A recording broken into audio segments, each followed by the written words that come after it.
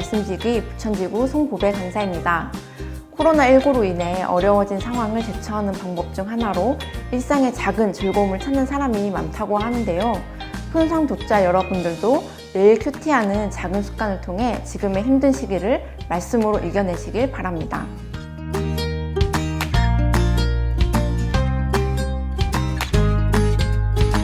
오늘의 본문에서는 하나님께서 모세를 통해 이스라엘이 가나안 정복 과정 그리고 그곳에서 정착하여 살아가는 가운데 하나님의 거룩한 백성답게 행해야 할 것을 말씀하십니다.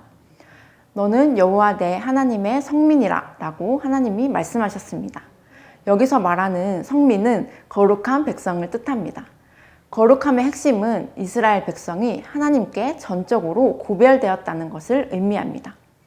하나님께서 이스라엘 백성을 거룩히 구별하시고 자기 기업의 백성, 바로 하나님의 백성으로 선택하여 주신 것입니다. 왜 많은 나라, 만민 중에 이스라엘 백성을 특별히 선택하셨을까요? 이스라엘 백성이 큰 민족인가요? 아니면 큰 공로를 세웠나요? 아닙니다. 이스라엘 백성은 오히려 다른 나라들에 비해 작고 연약한 나라였습니다. 하나님의 백성이 되기에 합당한 이유나 조건이 있어서가 아니라 전적인 하나님의 선택으로 그들은 하나님의 성민, 그의 백성이 될 수 있었습니다. 우리는 어떠한가요? 나는 하나님의 자녀가 될 만한 자질을 지녔나요? 특별한 혈통을 가지고 있나요? 너희는 그 은혜에 의하여 믿음으로 말미암아 구원을 받았으니 이것은 너희에게서 난 것이 아니요 하나님의 선물이라. 하나님의 신실하신 사랑 덕분에 하나님의 백성이 될 수 있었던 이스라엘 백성처럼 우리 역시도 아무 자격 없는 죄인이지만 은혜의 선물로 구원받았습니다. 나의 노력이나 자격이 아닌 하나님의 거저 주신 사랑과 먼저 택하여 주신 은혜로 그분의 자녀가 된 것입니다. 모세는 이렇게 선택받은 이스라엘 백성들에게 거룩하고 구별된 하나님의 백성답게 살아야 할 것을 가르칩니다.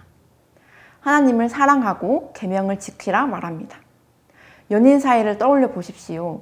연인의 사랑 고백에 어떻게 답해줄 수 있을까요? 나도 사랑해 라고 답해주는 것이 당연한 반응이겠지요. 백성된 자의 도리는 어떠합니까? 그 나라의 법과 제도를 지키며 살아가는 것이 응당해야 할 일입니다. 하나님과 우리의 관계 역시도 마찬가지입니다. 하나님의 사랑을 받은 사람이라면 그 사랑에 반응해야 할 것입니다. 그리고 그분의 백성된 사람이라면 명령에 순종하며 나아가야 할 것입니다.